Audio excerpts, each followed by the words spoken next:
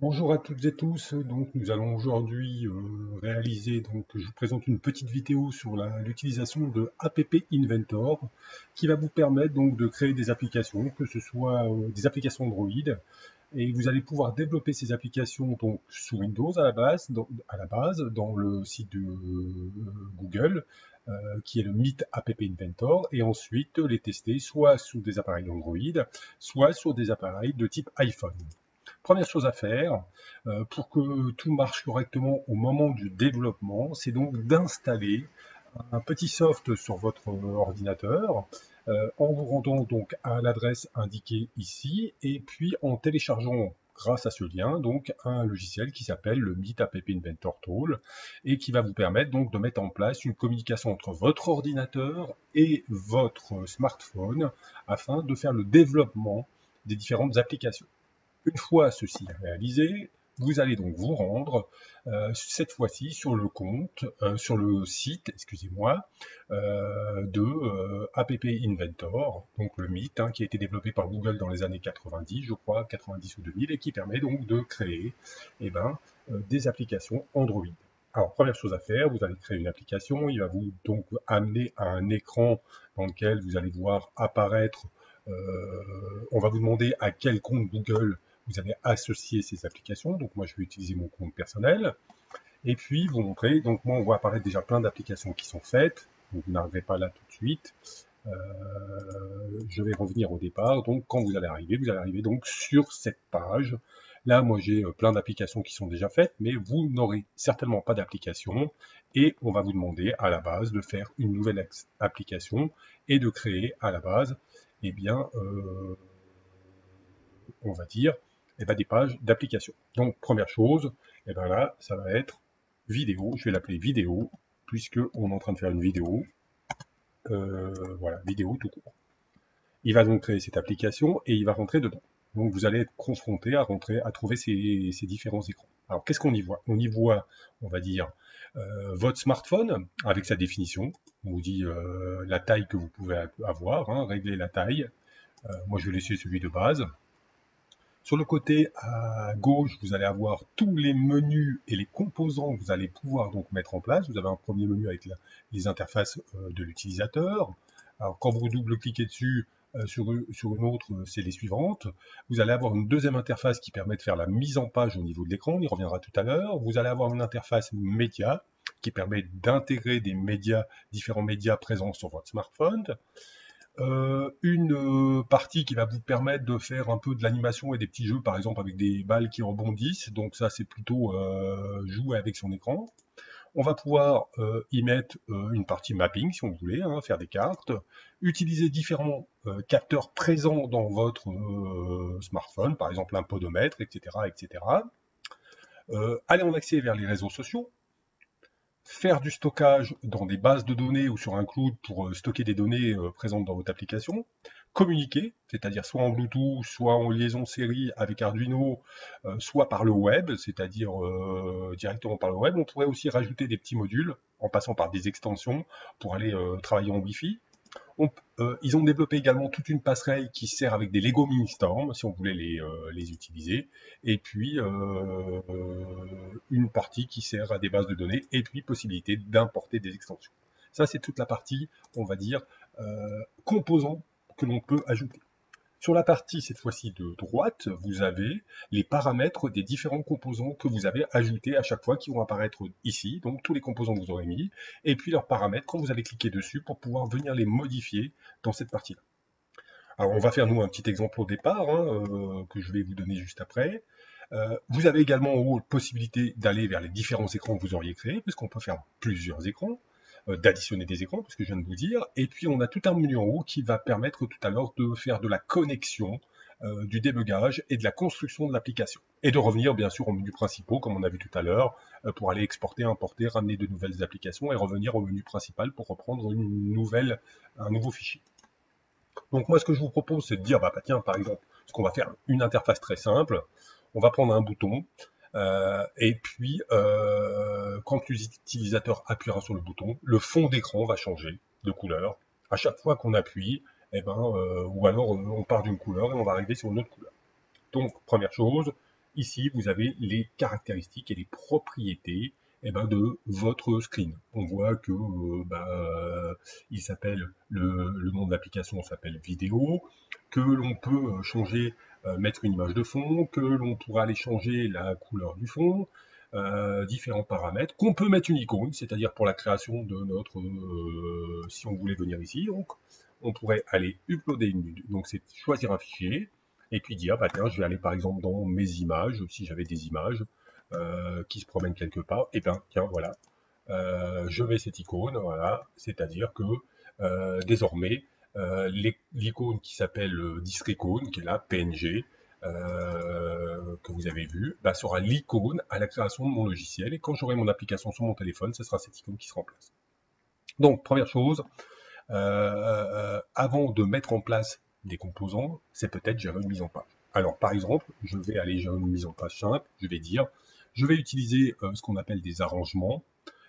Alors là, vous voyez que c'est écrit, on peut aller choisir la langue dans laquelle on est en train de travailler, c'est-à-dire que là, on est en anglais, on pourrait choisir la langue en français pour qu'ils nous disent qu'est-ce qu'ils sont en train de faire. Donc moi, je vais prendre par exemple un arrangement, une table, qui est un tableau, que je vais mettre ici sur mon écran. Je vais dire que cet arrangement, il a plein de propriétés. Une propriété qui est importante, c'est l'auto-adaptation. Elle s'appelle File Parent, ici. Si je la choisis, c'est-à-dire que mon tableau va s'auto-adapter automatiquement à la largeur de l'écran que j'aurai. Et puis, je peux dire le nombre de colonnes et de lignes que je vais avoir. Donc moi, je ne vais pas m'embêter. Je veux des colonnes, je vais en mettre, admettons, 3. Je mets 3 colonnes sur mon écran, enfin dans mon tableau, et je n'ai qu'une seule ligne. Voilà. Donc il vient de créer. Alors si vous voyez maintenant, par exemple, je vais aller chercher une interface, un bouton, qui est là, et je peux amener mon bouton et le déplacer pour le mettre à l'endroit que je veux. J'ai donc 3 cases. Voilà. Je vais le mettre dans celle du centre. Voilà. Il s'est mis ici. Et puis, je pourrais donc ensuite aller adapter les choses pour dire telle case vaut un tel et un tel. Donc là, j'ai mon bouton. Quand je clique dessus, j'ai ses propriétés. J'ai le nom qui est présent dessus. Je pourrais l'appeler couleur. Voilà, parce que je veux changer de couleur, par exemple. Ça, c'est le texte que j'ai mis sur le bouton. Le bouton, ça, le nom dans la programmation s'appelle bouton 1. Je pourrais l'appeler aussi, le renommer et l'appeler aussi couleur pour, quand je vais le trouver dans la programmation, savoir à quoi il correspond. Donc, il aura un nom, un texte qui s'appelle couleur. On peut aller changer dessus. L'écriture, vous pouvez changer plein de choses dessus. Les tailles, c'est-à-dire que je pourrais passer en 20, admettons. Voilà, l'écriture passe en 20, il est beaucoup plus gros. J'aimerais bien qu'il soit en gras et il est passé en gras. Voilà, mon bouton est là. Une fois que j'ai fait ça, j'ai dit qu'au départ, par exemple, je pourrais dire que, par exemple, le fond de l'écran, background color, elle est en couleur défaut. Je la passerai bien, tiens, en bleu. Je me dis que le fond est bleu et que, par exemple, quand je cliquerai sur ce bouton, je mettrai le fond en rouge. Une fois que j'ai fait ça, j'ai préparé donc mon interface de mon smartphone et de l'application. Maintenant, je vais passer à la partie programmation. Pour passer à la partie programmation, il suffit donc d'aller ici dans la partie bloc. Et quand j'arrive dans la partie bloc, je me retrouve sur un nouvel écran dans lequel je vais voir apparaître sur le côté gauche tous les blocs que je peux utiliser. Donc des blocs qui sont classiques et qui sont communs à tout le monde, plus les composants que j'ai mis, c'est-à-dire mon screen, plus mon bouton qui s'appelle couleur et ma table arrangement. Donc moi ce que je veux faire, je dis, c'est simplement quand je vais cliquer sur le bouton qui s'appelle couleur, je voudrais par exemple passer en rouge le fond d'écran. Donc ce que je vais faire, je vais lui dire, je clique sur ceci et je vois apparaître donc ici toutes les petites informations que je peux faire. Donc je vois que par exemple, quand je vais cliquer, je peux avoir, quand je clique sur le bouton, quand je viens sur le bouton, quand je fais un clic long, quand je sors du focus, quand je relâche le bouton, quand j'appuie sur le bouton, il va se passer quelque chose. Alors moi j'ai dit que c'est lorsque je vais appuyer sur le bouton. Qu'est-ce que je veux faire? C'est que je veux jouer sur la couleur du fond de l'écran de mon application. Donc ça, c'est le screen, vous êtes bien d'accord. Dans le screen, il peut aussi y avoir différentes conditions qui se passent quand j'arrive dans le screen. Par exemple, quand le screen s'initialise, quand j'arrive sur l'écran, je pourrais faire quelque chose. On ira voir après, par exemple, on pourrait faire des choses. Et je peux aller donc chercher ce que je peux affecter, donc avec la fonction set au niveau de mon écran. Alors, je cherche, normalement, ça s'appelle le background color. Voilà, background color. Voilà, c'est pas celui-ci. J'ai dit donc la fonction set. Donc quand ça va pas, je mets à la poubelle. Donc j'ai dit screen. Et puis j'ai dit set background color, voilà, background color il est là. Je vois que l'emboîtement est possible, voilà, ici. Donc, si je m'arrange bien, il va s'emboîter. Et puis que je peux aller mettre quelque chose au fond. Si je n'avais pas pris background mais une autre fonction, je peux aller la modifier quand je veux. Et je sais que bah, c'est une couleur, donc je vais aller voir certainement que dans mon menu, je dois avoir color apparaît. Et je me dis, bah tiens, j'aimerais bien mettre la couleur rouge. Voilà, ok. Ok, donc ça veut dire que quand je vais appuyer sur le bouton, j'aurai l'apparition du background color. Je pourrais aussi dire que j'aurais pu dire au départ aussi, à la place de mettre l'écran bleu, de lui dire par exemple dans le screen, quand j'initialise le screen, eh ben je peux prendre cette partie-là, je la duplicate et je me dis bah tiens, je sais que quand j'initialise le screen, j'aimerais bien être en bleu au départ. Donc je prends ma couleur bleue au départ, voilà. Et là, donc, mon application est donc, pour moi, finalisée. Un bouton sur lequel je suis capable d'aller appuyer pour passer donc le fond d'écran rouge. Une fois que j'ai fait ça, trois solutions se présentent à moi. C'est-à-dire que je peux revenir sur la bloc design et puis je peux aller faire plusieurs choses. C'est-à-dire que je peux aller utiliser un émulateur, c'est-à-dire que je peux lancer un petit téléphone qui va être émulé sur l'écran de mon ordinateur pour vérifier ce qui va se passer. Mais les possibilités ne sont pas formidables. Deuxième cas de solution, c'est-à-dire que je veux utiliser une connexion USB pour aller réaliser donc à chaque fois. Donc je connecte mon téléphone via l'USB, je le connecte à mon ordinateur et avec ça je vais pouvoir être en liaison avec et donc voir ce qui se passe dans mon application et faire des tests sans installer bien sûr l'application sur mon téléphone. Je serai simplement en mode ce que l'on va appeler débugage. Et puis là, à ce moment-là, eh ben, l'application se télécharge dedans. Quand on a fini, elle s'enlève toute seule. Elle n'est donc pas installée. Pareil si j'utilise mon compagnon. C'est-à-dire que sur mon téléphone, je vais vous demander de télécharger quelque chose qui s'appelle le compagnon app Inventor 2, qui va permettre donc de se mettre en relation directement avec votre application et Google pour pouvoir se développer en direct, soit en Wi-Fi, soit par un câble. On pourrait toujours, non, l'USB non, mais on est obligé de le télécharger même si on est en USB. Alors, il faut par contre que la petite installation que vous avez fait tout à l'heure soit lancée. Donc, ce composant s'appelle l'iStarter. Vous allez avoir une petite fenêtre ici qui va s'ouvrir. Si je vais le voir, eh ben, c'est une sorte de fenêtre qu'on appelle MS-DOS, donc en commande com.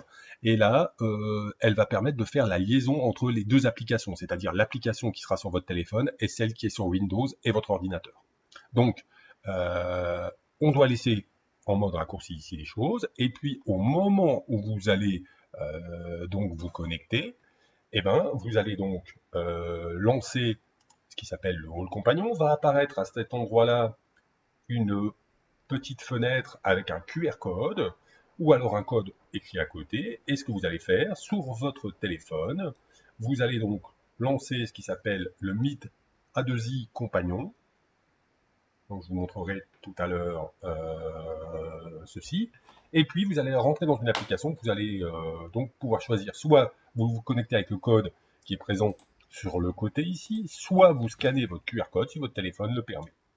Donc vous validez la solution qui vous est la plus adéquate. À ce moment-là, votre téléphone va rester sur cet écran de Meet App Inventor. Votre ordinateur, lui, va permettre de télécharger quelque chose et votre application va arriver directement dans votre téléphone, comme vous le voyez actuellement. Si je clique sur le bouton qui s'appelle couleur, et ben mon écran vient de changer de couleur et vient de passer au rouge. Donc nous avons réalisé le développement de cette petite application. Alors ce qui est bien aussi, c'est que vous allez voir, c'est que si je rajoute un bouton n'importe où, par exemple je sais que j'ai encore de la place pour rajouter un bouton ici, sur votre application, en direct, le bouton est apparu. C'est-à-dire que tout ce que vous avez développé, vous êtes en connexion directe avec votre téléphone. Et vous verrez apparaître au fur et à mesure les choses. Une fois ceci fini, qu'est-ce que je peux vous dire? Si vous voulez, alors je vais enlever le bouton que j'avais mis, on peut le déléter, il suffit de se mettre ici, on délète. Si vous voulez un moment ou l'autre, alors il m'a dit que mon compagnon s'était déconnecté, pas grave, je reviens donc au début, je pourrais exporter cette application pour la sauvegarder. Donc si je regarde, je dois avoir un endroit où je peux avoir tout mon exporté. Alors je vais revenir au départ, il s'appelait vidéo, je peux venir ici et puis dire, je vais exporter, donc je viens ici exporter cette partie-là. et il va donc m'enregistrer cette partie vidéo à un endroit choisi. Il dit que le serveur est en panne en ce moment, donc peut-être un petit souci de serveur, ce n'est pas grave. Je vais revenir dans la vidéo parce que je ne vous ai pas tout montré. Une fois ceci fini, je pourrais également maintenant construire l'application en réel pour pouvoir l'installer, donc construire mon APK. Alors pour construire l'APK, c'est tout simple, hein. On vient ici dans Build, et puis on lui dit Android APK. Une fois que je vais faire ça, il va commencer à compiler mon application, normalement, je pense, si tout le serveur, si j'ai encore une connexion Internet. Alors, ce qui peut arriver, c'est que je n'ai plus de connexion Internet, j'ai dû perdre ma connexion Internet. Je vais me reconnecter à ma connexion principale. C'est pour ça tout à l'heure, il m'a dit que mon serveur était déconnecté. Donc, je vais vérifier que la connexion a... Oui, j'ai perdu la connexion parce que j'étais donc connecté sur mon téléphone. Donc il faut avoir tout le temps une connexion Internet. Je vais me reconnecter sur une autre connexion. Et puis je vais revenir ici en lui disant Build APK. Donc étant connecté, cette fois-ci, il va normalement, si tout va bien, que ma connexion est revenue correcte, me redonner donc voilà la construction de l'APK. C'est-à-dire qu'il est en train de compiler l'APK. Il est en train de la préparer pour la construire et sortir donc un point APK. Qui sera téléchargé sur votre ordinateur et que vous pourrez donc ensuite envoyer directement vers votre téléphone, la mettre dans votre téléphone, l'installer et avoir comme une application classique, on va dire, Android que vous auriez faite. Donc voilà ce qu'il en est de l'explication de l'utilisation de base de App Inventor. Si vous voulez avoir plus d'informations, j'ai fourni un polycopier qui permet, donc là on voit que mon APK ne marche pas, hein, donc j'ai un petit bug. Je vais vous laisser, et puis j'ai donc un sujet de TP à vous donner, qui va vous permettre d'évoluer et de faire plusieurs APK qui vous permettront de poursuivre, aller vers un projet.